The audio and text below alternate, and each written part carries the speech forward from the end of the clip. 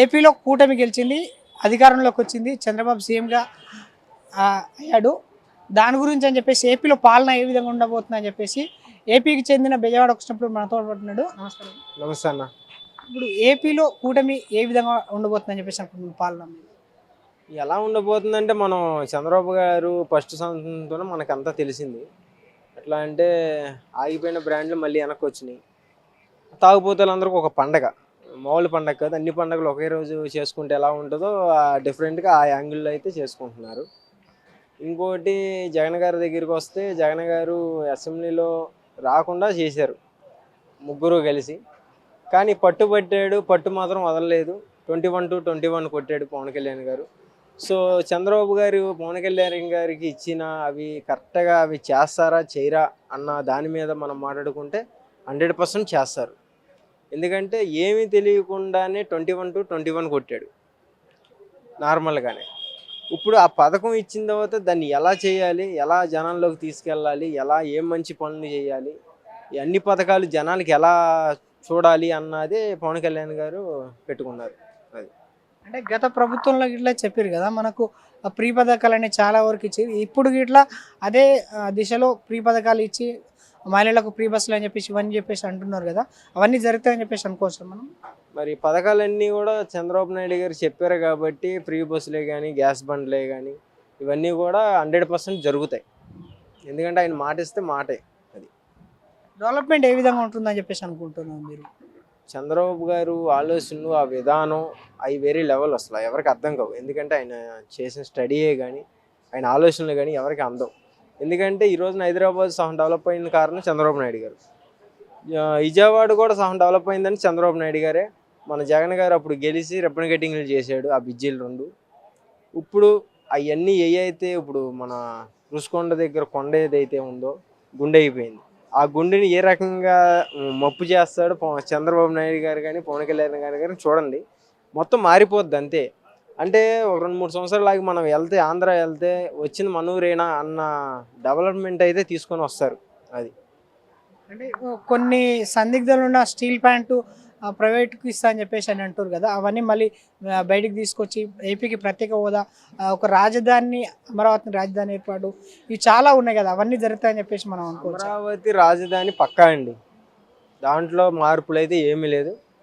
పక్కా రాసుకోండి మీరు, అమరావతి రాజధాని. ఇంకొకటి ఏదైతే జగన్ పాలన ఉన్నప్పుడు ఎన్ని మోసాలు జరిగినాయి, ఏ జరిగినాయి ప్రతి ఒక్కటి కూడా లాగుతారు నిదానంగా. ఇప్పుడే మొదలయ్యింది, నిదానంగా లాగుతారు జనాలు. ఇప్పుడు సోషల్ మీడియాలో మాట్లాడిన వీడియోలు తొందరగా పోవు. నేను మాట్లాడలా, నేను అలా ఎందుకు మాట్లాడానంటే వీడియో ప్లే అయ్యిద్ది. అప్పుడు ఇంతకుముందు నువ్వేం మాట్లాడావు ఆ వీడియోలన్నీ కూడా మేము తీయడం జరుగుతుంది. ప్రతి ఒక్కరిని కూడా ఎవరిని వదలం. పవన్ కళ్యాణ్ గారు మనకి ఎందుకులే, వద్దు, జనాల కోసం మనం గెలిచాము, గెలిపించుకున్నారు, వాళ్ళ కోసం చేయాలి అన్నారు. కానీ పవన్ కళ్యాణ్ ఫ్యాన్స్గా మేము చెప్పేది ఏంటంటే, పవన్ కళ్యాణ్ కానీ చిరంజీవి గారిని కానీ చాలామంది చాలా రకాలుగా తిట్టారు. చంద్రబాబు నాయుడు గారిని తిట్టారు, వాళ్ళ ఫ్యామిలీని తిట్టారు, వాళ్ళ భార్యని తిట్టారు. ప్రతి వీడియోలు కూడా ఈ రోజున డౌన్లోడ్ చేసుకుని మేము పెట్టుకుంటాం జరిగింది. కంపల్సరీ ట్రోల్ చేస్తాము, వదిలే పరిస్థితే లేదు ఎవరిని కూడా, పక్కా చెప్తున్నా కదా. ఎందుకంటే వాళ్ళ పాలన ఉన్నప్పుడు వాళ్ళు ఏంటో చూపించారు, ఇప్పుడు మా ఛాన్స్ వచ్చింది, మేము ఎగరేస్తాం. అది మెయిన్గా చూసుకున్నట్లయితే ఇప్పుడు పవన్ కళ్యాణ్కు డిప్యూటీ సీఎం పదవి అని 5 మంత్రులు అయితే ఇవ్వడం జరిగింది. దాని గురించి అని మీరేమంటారు? దాని గురించి ఏమనుకుంటున్నానంటే, ఇవ్వటం చాలా మంచిదే అనిపించింది మాకైతే. ఎందుకంటే బయట వాళ్ళకి ఎవరికైనా ఇచ్చుంటే ఎలా చేస్తారో ఏంటో అన్న ఒక అవగాహన ఉండేది కాదు మాకు. అలాంటిది పవన్ కళ్యాణ్ గారికి ఇచ్చారు కాబట్టి ఇంకా తిరిగి చూసుకునే పని లేదు. ఇంకా ఆయన ఎలా చేస్తాడు అన్నదని ఇంకా 21-21 చెప్పేసింది. ఇంకా పెద్ద విషయం ఏం కాదు. జనాలకి ఏదైనా సరే మంచి చేస్తాడు. ఒక రూపాయి ఆశించి అయితే దీంట్లోకి రాలా. ఆయన సినిమాలు తీసుకుంటే కోట్లు వస్తాయి, దీంట్లోకి వచ్చాడు దేనికి? జనాలకు మంచి జరగట్లేదు, పైనుంచి వచ్చే డబ్బులు జనాలకు వెళ్తలేదు, ఇలా బ్యాంకుల్లోకి ఇలా జేబుల్లోకి వెళ్తున్నాయి అన్న పాయింట్ మీద వాళ్ళ అన్నయ్యని దెబ్బ కొట్టిన తమ్ముడుగా సరైన దెబ్బ కొట్టాడు తమ్ముడు. అది ఈ కూటమిలో ఉన్న 3 పార్టీలు 5 సంవత్సరాలు ఉన్నాయి కదా, 5 సంవత్సరాల వరకు ఇదే విధంగా ఉంటాయని చెప్పేసి అనుకోవచ్చు గట్టిగా. ఇదే విధంగా ఉంటాయి, ఈ విడిపోవటం అంటూ ఏముండదు. అలా ఉండటం వల్ల చాలామంది కూడా ఓటమి వచ్చారు. తెలుగుదేశం పార్టీ, జనసేన పార్టీ ఎందుకు పెట్టినట్టు అది ఇది అన్నారు.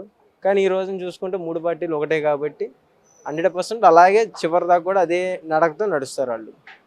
ఇప్పుడు వాళ్ళు ఇచ్చిన పథకాలు ప్రీ పథకాలు ఇది కాకుండా గవర్నమెంట్ ఫామ్ అయింది కదా, ఎలాంటి పథకాలు తీసుకొస్తే ప్రజలకు యూజ్ అవుతుంది అండ్ రాష్ట్రం డెవలప్ కావడానికి అండ్ మీ నార్మల్ పీపుల్కి యూజ్ అవుతాయని చెప్పేసి అనుకుంటున్నాను.